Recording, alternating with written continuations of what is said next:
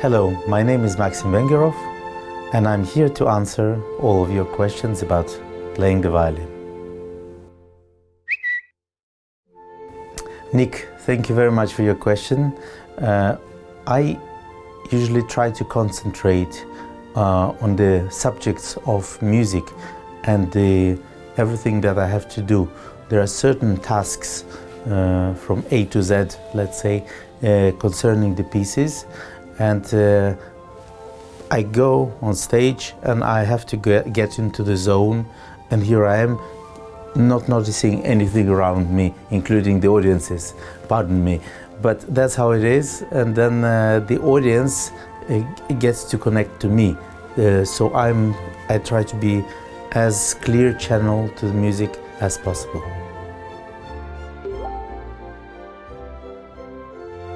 Joanna, thank you for your question. It's a very important one, the way we learn and the way we approach a piece. To start with, I buy the music. It's there in front of me and sometimes in a different room, but I know it's there. So I flirt with that for a couple of days, maybe sometimes even a week, a month. Then finally I know it's burning hot, because in a couple of weeks or so I have to play it on stage. So I get to the music. If it's an orchestra score, concerto, first of all I read the score and I study it in details. If it's a piano sonata, I take a piano score and I read it as much as I can, and only then, when I know the piece, then I physically take the violin and try to express what is in my mind, what the perception is about the piece. Finally, when I'm ready, the first rehearsal is with the pianist or with the orchestra. And then, in the end, is the first experience for you, for the audience.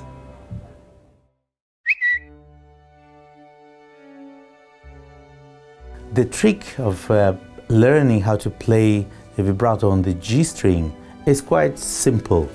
Basically, it's the same as vibrating in any other string, just the elbow has to go as much as possible to your near to your body.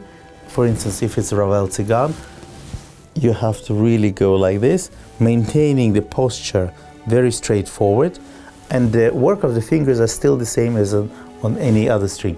And try to be relaxed in all of your joints. That's the secret. Thank you for your question. The scariest moment of me being on stage, I remember distinctly. I just happened to learn, it was way back, maybe 15 or 20 years ago. I learned a transcription for violin solo by a friend who made a transcription of Toccato and Fugue by Bach. And I remember I had only a few days to prepare for the concert. So finally I was giving a private concert for friends. Thank God it was not a public concert. Here I come on stage, and the duration of the piece is about 7 minutes. So I start quite successfully, enjoying myself. And then just before the coda, I go back to the beginning of the fugue. And here I have all the chills in my body. It was a really frightening experience. So once I get to the end of the fugue again, I go again successfully back to the beginning of the fugue. Can you imagine the state of mind at that moment? I was frightened. So this was probably the most frightening moment of my life on stage. So at that point I understood that there is no way to get out and I have to improvise. So I started to improvise quite successfully. I came to the resolution of the end of this piece, and barely anyone, I hope, noticed.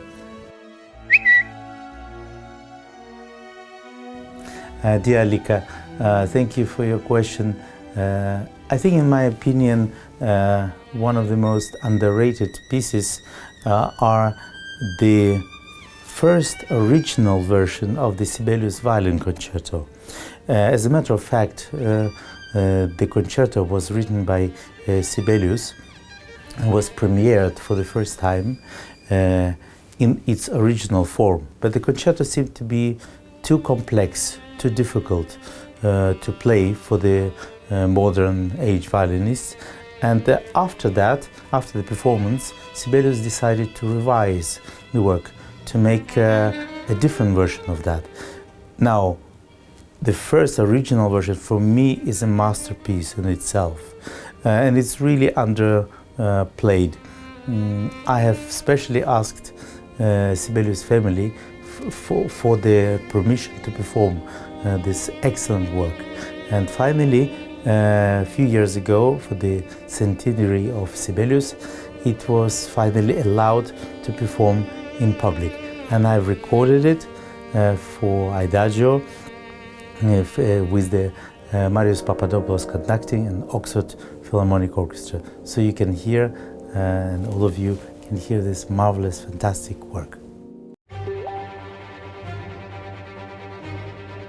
Fiona, everyone is human being, and every artist standing in front of stage at some point feels not stage fright, but let's say overexcitement. Sometimes that happens when I'm overexcited about one or another performance, when I really want to deliver 200%. And sometimes if you have a very short time to prepare, you're really not sure whether you can deliver this 200%. And from that point of view, one feels a little chills in the body, but then the adrenaline sets down, and one must always allow the time for it to happen. Give it a minute or two, or even 5, and then you just have to be relaxed and just trust yourself. Because if you worked hard enough, you prepared, you must be able to be relaxed and enjoy the performance. So I think that's pretty much the recommendation. Kodrut, thanks very much for the question. It's very difficult to answer this because usually my favorite concerto is the one I'm playing currently. So if I play Bruch or Mendelssohn or Brahms or Sibelius, at that moment there is nothing else that I would love in the world.